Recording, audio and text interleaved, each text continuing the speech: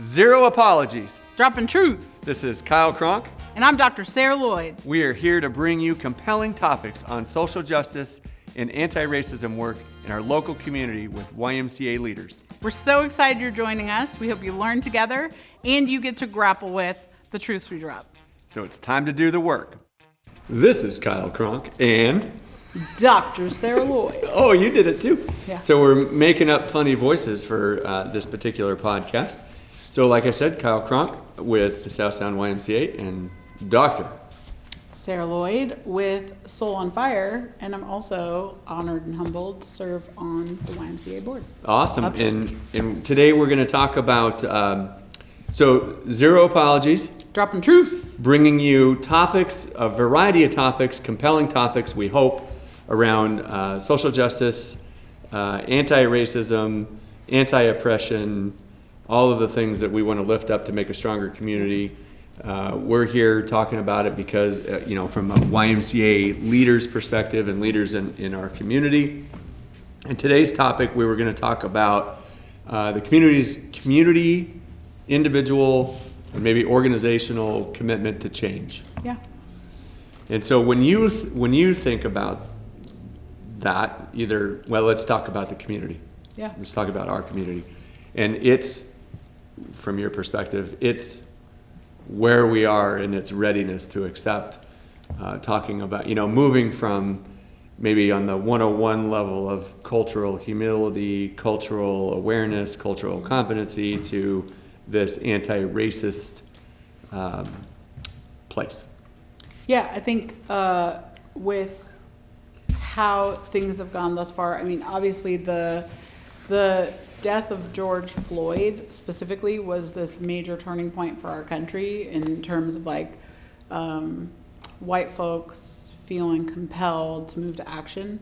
And that looked like a lot of different things. It looked like, doing peaceful protests. It looked like a lot of organizations put up, statements about their alignment with Black Lives Matter and all of that. Right. I think here locally, a challenge is that there's a lot of pressure to do the performative, and there's not a lot of accountability to doing more than that. Mm-hmm. And so as things were kind of in uproar and uprising everywhere across the world, really, I think there was like a big push for action, which looked like any kind of action is good. And it resulted in a lot of book clubs and a lot of statements about Black Lives Matter, right? Maybe some more signs in windows.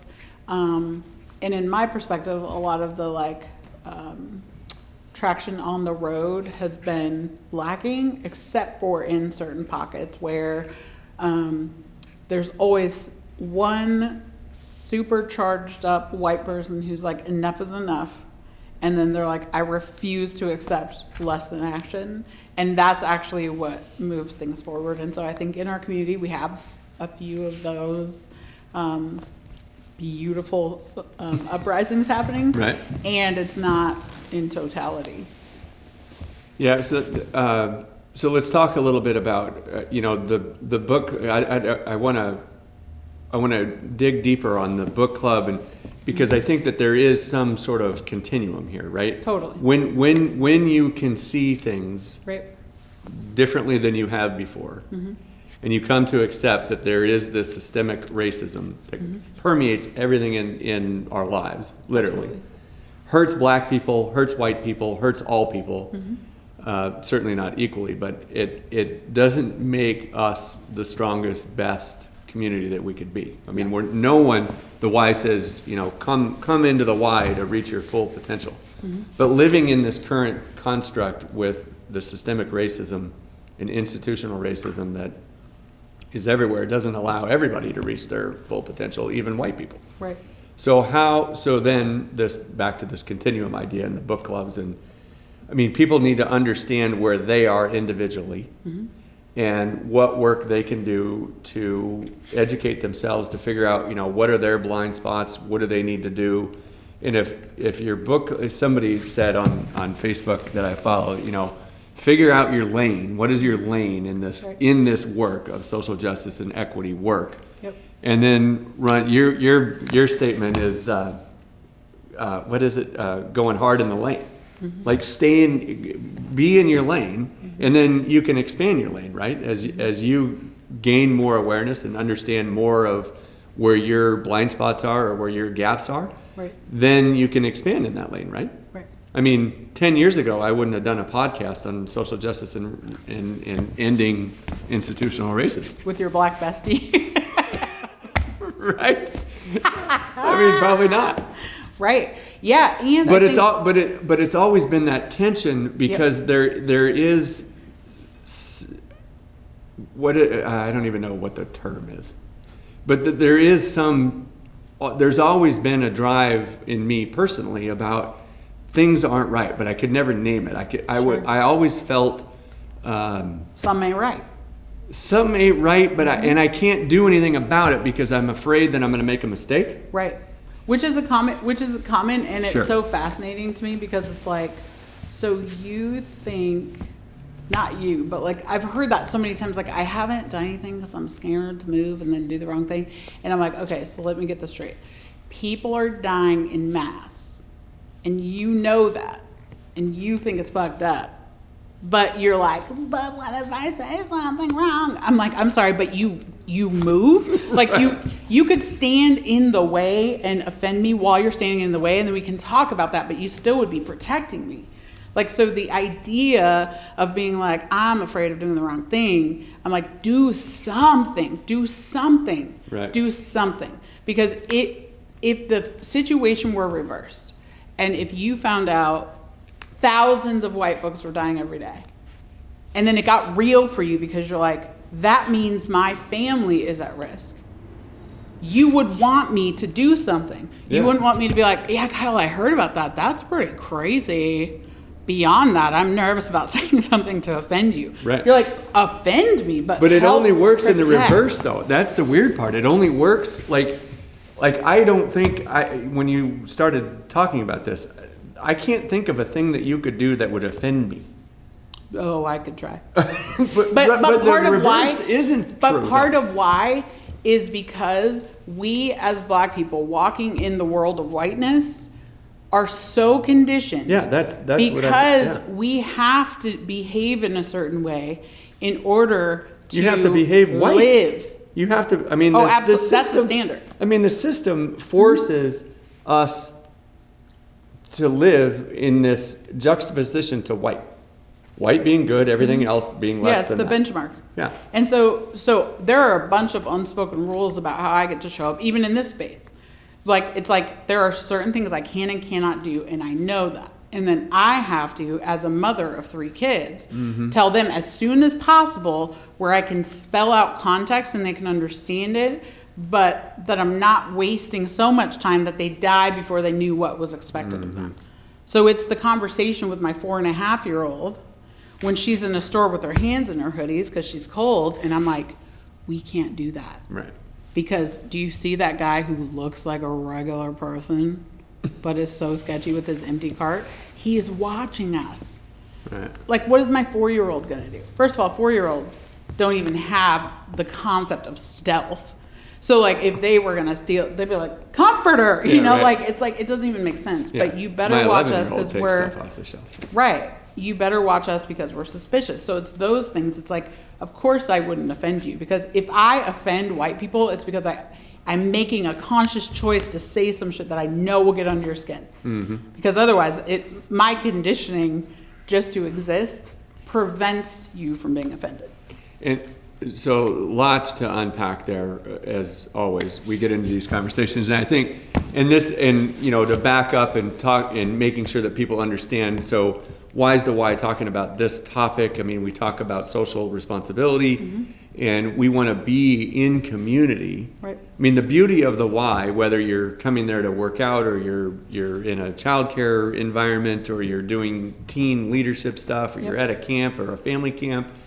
I mean, we're trying to be in relationship, right? And to be in relationship is to share people's successes and pain and support for one another and help in that way.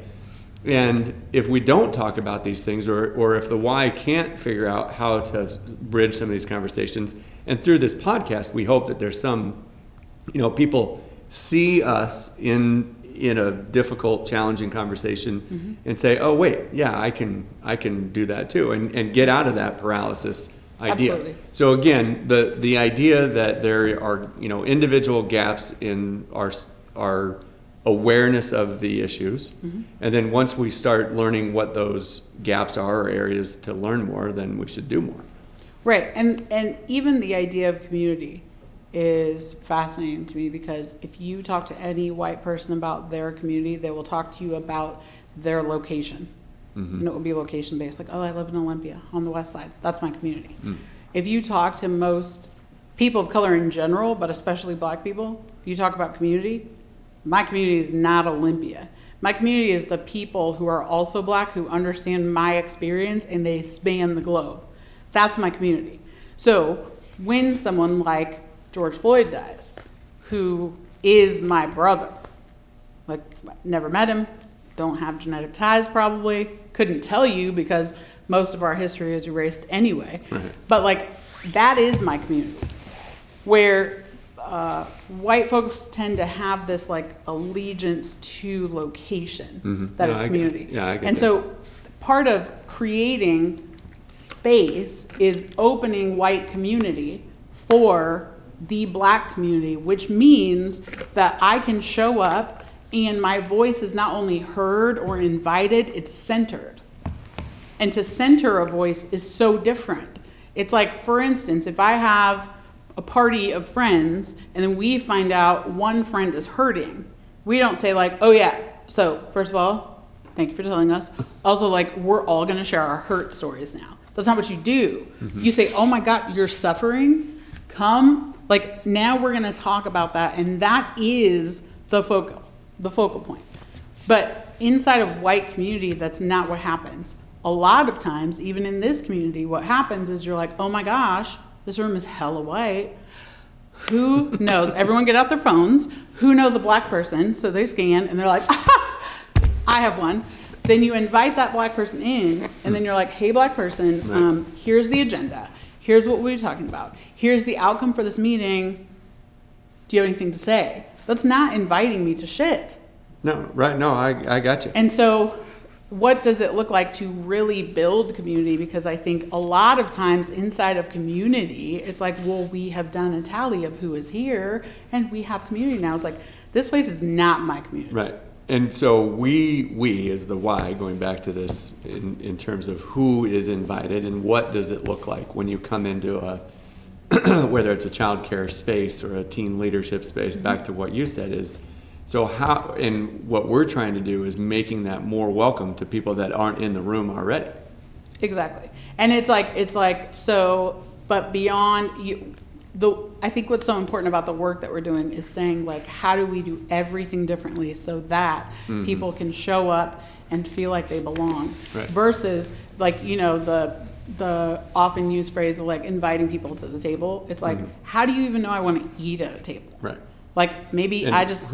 Yeah, but and that talks about ownership of the table. I mean, there's a whole bunch of different... Right. And so it's like, I don't even eat on tables. I like to sit on the floor and like, throw down on the plate or whatever. Sure. So it's like, no, but come to the table. And then you're putting all of that on me. And so I think that's what's critical about how we're trying to show up in this space, is to say, like, beyond like how do we invite people into our like Y centers, or beyond how do we invite people into our childcare structure, it's like, let's throw all of that to the side and say, like, what does it mean for people to be really invited and belonging? And if we can create that, then let's build structures around that. Well, that's an interesting thing. I hadn't thought about it in that way. So back to the thing that we were talking about a couple of episodes ago about these these learning communities that need to happen, right? There is I think many people, no matter what color of your skin, are trying to get their heads around what learning is going to look like if they have children. Absolutely. And so what you're saying is, how do we co-create what that's going to be? Because it doesn't exist. I mean, this is probably, so when we talk about readiness for change, I mean, the pandemics, all of them, both the 400 years of oppression and COVID is now creating, this is hard to see it this way in my opinion, but is creating the opportunity to do something different. So the readiness for change quotient has ratcheted up considerably. I think it creates an opportunity for change for white folks because they actually see it more readily than the rest of us have seen it and been saying it but haven't been heard. And so, because I'm like, bro, we're dying. And people are like, ah. Yeah. And then there was something about George Floyd's death that people were like, oh, hell no. But it was like, we die like that every day. Right. So what do you believe that change was? I think we got loud enough and have enough white people who were listening at the moment. Like we got fucking, like we've been tired, but we got fucking exhausted. And somehow, some way, a few white people were like, does anyone hear that? And then they were like, yes. And so it just mobilized everything because we're fed up. Like, right. But we've been fed up for so long. And so I think it was the right timing of whiteness and enough people around the country and around the globe who were like, I'm white and I'm noticing, like you said, something ain't right. But like, I refuse to stay still. So either you're in conversation and in relationship with black folks, you're noticing, you're paying attention, you're reading, whatever those things are. Right, you're in your book clubs, you're doing whatever individual work. And then so let's pivot just a little bit talking about readiness for change or accepting that there's a problem, ready to do something about it, maybe unclear of what. I do want to shout out, there's many organizations, or at least in Olympia, that are doing this work. The YWCA has been doing this for a long time. 7, 8, 9 years, something like that. And long before it was cool, right. And actually got ostracized a little bit for it. Right, I'm sure, yeah. The city of Olympia has done some town halls. YMCA of the USA just had a really successful, they called it a town hall as well, on unlearning systemic racism. Yeah, that was dope. You attended that. I mean, there were speakers. It was an all-day thing. The first time that it ever happened, there's 37 African American YMCA CEOs in the country, out of like 800 CEOs. So it's not an impressive number. It's pretty standard, though. Right. But they hosted this unlearning systemic racism that had speakers. It was an all-day thing. They thought they were, because of COVID, they couldn't do it in person. They had over 9,000 people attend this virtual thing. Yeah. Which so is real. What's that? I think it illustrates the fact that people are hungry and hungry for change. Hungry for knowledge. I don't know that you don't think everybody's they hungry want for to change, really? Because I think every single time you change, you give up something. So, but I want to push back on that. Remember, because we talked about that in our other conversations. So, because I kind of thought that way too. It's like, what are you coming to the table to give up? But you had pushed back on that concept that I'm not coming. So, white male, lots of privilege. Yep. I can do whatever I want, when I want. I can look at this work. I can choose not to look at this work. But I'm looking at this work. Yeah. And I want to make our organization better. I want our organization to change. And I don't even know what that change is going to be. It's just going to be different as we move towards this anti-racism concept. But am I really going to give up something? Right. Because at the end of the day, aren't we going to be better as a society and certainly stronger as a community? And when we talk about community being all and not just the few, because I think that the Y has hung its hat on this concept of everyone's welcome if you're white. Yeah, absolutely. If you're white, or if you're in a Y that happens to be located in a more diverse place and has diverse leadership, like the Y you talked about earlier. But sure. So I think in terms of like the concept of privilege and the fact that like, if people with privilege allow greater access, then they lose. Like, that's categorically and totally impossible because we are better together. I think when you're actually talking about actual change, you do lose old you in order to gain new you. That's true. And that I got you. alone, people, I mean, there's this misnomer inside of, I mean, there's a whole industry about change management because people believe that change is terrifying. Well, change is terrifying. There's a great quote. Oh, Is it? I love change. You go first.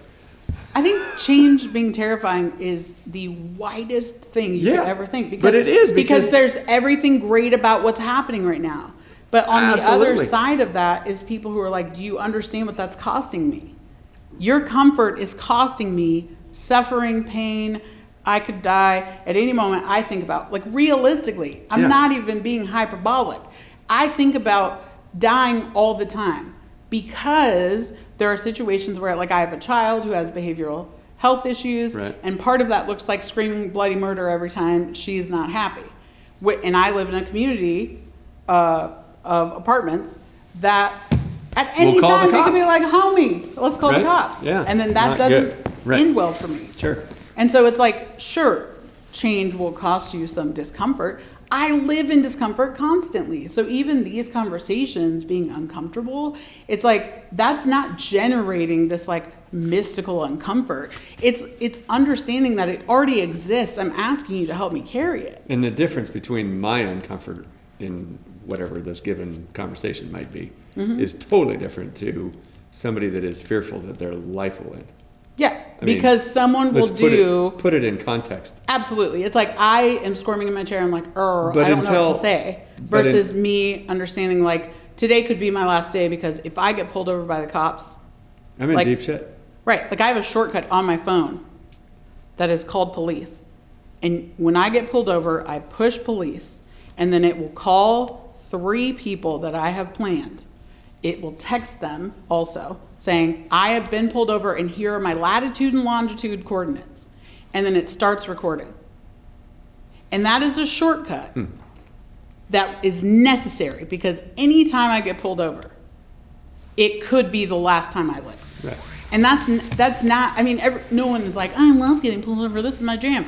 But like some people get like anxiety, some people are like, oh no, I'm gonna get a ticket, what's gonna happen with my insurance?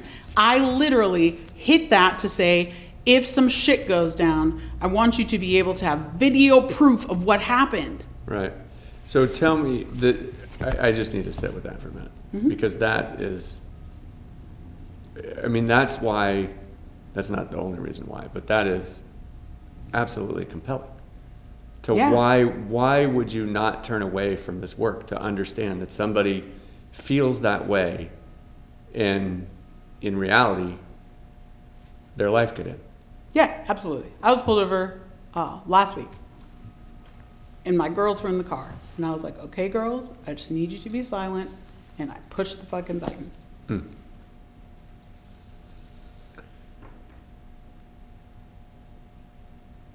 Back to, so when you sit with that and you think about readiness to change, and then you think, I'm gonna throw this question at you. This isn't always meant to be a me interviewing you. We've talked about that before. Yeah. What this focus is going to be, and one of the things that we talked about is, so when we talk about change, I mean that's what people are talking about. Defunding the police and all these different things, that the police have too many things that they need to do. They're called upon to do too many things. So when we talk about what can someone, so readiness for change, the compelling evidence is there, right? We've seen the George Floyd, we've heard this story about you being pulled over, you've got a special thing on your phone. I mean, I would have never thought, we talked about the early time that you joined the board and having to have the conversation with your 4-year-old about having her hands in her pocket in Lowe's or whatever store she goes into. So if the community is ready for change, organizations are trying to figure out what to do, individuals are trying to figure out what to do. If people are listening to us in this podcast, what can they do? Some concrete things, what could they do to start their transformation, their change? Yeah. Well, I think, everyone's default is like read a book or something. And I think reading books is great. And it's kind of like a CD, right? Like no artist is so consistent that every track on their album is good. So True. Same with books. I think there are books out there, and then there will be like a problematic statement, and then it's like, ooh, look at this problematic statement, leaves me free, especially if you're wrestling. And so part of it is being self-aware enough to know, like, do I have the wherewithal to sort through what's useful and meaningful inside of this knowledge? Otherwise, I think you have to read in community. Because I think book clubs are important if they're having hard conversations to follow. Otherwise, I can read Ibrahim Kendi's How to Be an Anti-Racist. Right. There's some problematic shit in that book. And it's a great book. But if you aren't in community to say, I've read this book, wait, Kyle, what does this mean? Then that's a problem. So I think doing this work in community and having people who care enough about you to tell you about yourself. Because my friends are not like, you are amazing all of the time. They're like, yeah, that's really good. Also, have you looked at this and that? Like, you need relationships like that. So get into a relationship with people who care about you enough to be really fucking honest with you. And read, but do not read in a container. Read in partnership with other people. So we talked about the concept of being relational and making sure that there's connect because of the gravity of the topic. Absolutely. And that we do need someone to point out where those blind spots are. And I think the other piece that's so important about relationality is that you have to be able to watch things and have a connection with it. For instance, if you see George Floyd died and a lot of the population was like, well, here are all the things that he did wrong. He was a criminal. He resisted arrest. And if you go into that space, then you haven't connected with the idea that George Floyd was a human being, a grown-ass man who called out for his mom, who was already dead. Like, so if you can watch that and be like, well, what did he do? Then you need to figure out how to connect deeply.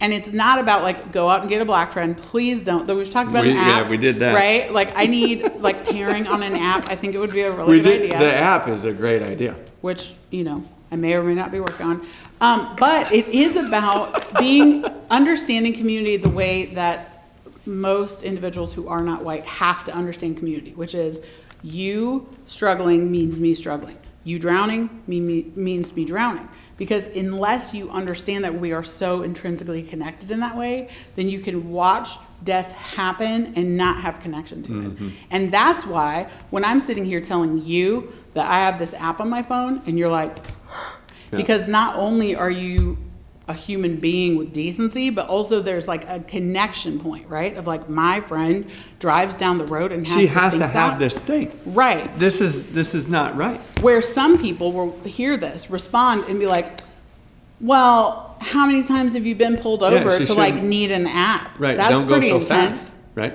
Don't do anything to get pulled over. Right. I'm like, what you don't understand is me being black in a vehicle is licensed to be pulled over. And I have to, I can count the number of times in my life at 51 that I've been pulled over. How many? 3. Shut up. 3 times. I get pulled over 3 times in a month. And I thought, there was a big deal about being male, especially when you were a younger male getting your license. There was this thing like, you speed all the time, your insurance goes up, all this stuff. 3 times. That's intense. I've been pulled over 3 times this month. That's unreal. So going back to the humanistic point of view, so that we need to connect on a human level. Exactly. That it just isn't right anymore. Like and you can't ignore it anymore. Exactly. You can't say, oh yeah, what'd they do wrong? Right. A death anywhere is a death of my family. And until you get into that space, then you cannot possibly do the heart-wrenching, exhausting, and tireless work that it takes to actually bring about change. Otherwise, you'll be like, I know, like I'm in a book club. It's really cool. Turns out, though, my kid has soccer. it actually conflicts with my book club. Ooh. So now I'm Yeah, gonna right. like put that to the side. And that was my one action point versus understanding like if your family was in danger, Yeah. put that kind of effort into Right. how So do you bring about change. So you want to summarize this one more time? Yeah. So I think read, but read in community. Yep. And then also have relationships with people who care enough about you to be really honest about you, good and bad. And then figure out how to deeply and personally connect with every single human being so that their suffering is your suffering. And it feels like there might be a pathway for the Y to do some of this work on a community-wide level. Absolutely. I mean, if people are looking for community or connection, to read in community or to learn in community, it doesn't have to be reading, to learn in community, to have these conversations. Yeah. Because I know the city of Olympia has done a couple town halls. I didn't finish my thought there on the town hall. So they've done 2 or 3. They've either done 2 or they've got 3 scheduled. One was on maybe the educational system, and one was on the social or the criminal justice system. And they had a significant showing. We'll save kind of our commentary on that for a different podcast. But those conversations. I mean, we're looking for people to get engaged in the work, and they need avenues to get engaged. And listening to conversations like that is going to be helpful as well. Yeah, and not in a box checking way, but like in a real commitment way. Well, back to what you said, the humanistic. We have to connect to our humanity. Right. And then once we do that, then you're compelled to care. Exactly. And once we're caring, then we're going to get into these conversations, and we're going to carve out the time necessary to do it. Absolutely. You want to shout out at the end of the show? Yes, I do. Cabin Light Studios, so dope. All right. Brown owned, Brown operated. They have been holding it down for all the production of this beautiful experience, and they're stellar to work with, stellar outcomes for all the things they produce. So Very awesome, cool Love people. them. And then Harlequin Theater Studio, Yep. downtown Olympia. Very accommodating, excellent lighting. Feels very warm. Right. It's nice ambiance. They have let us borrow their space, which is really awesome. Yeah. And then we want to shout out and lift up a black-owned business in the community. Yes, we do. Gaudy Sweets. Oh my God. Ooh. They're so good. Legion Way, across from, next to like that fishtail and that bomb. Oh, Mexican downtown. restaurant on the corner. Yeah. Hell yeah. They're so good. They have so many good things. They have some gluten-free things. I personally like sprinkle extra gluten on all my stuff, but they also have these like amazing pie bites. Oh, they're so look good. at Cabin Light is a fan of that. Cabin Light for knows. sure. Cabin Light knows what's up. So please go support Gaudy Sweets. All right. Zero apologies, Droppin Truths. bringing you compelling topics on social justice. Bye. Bye-bye.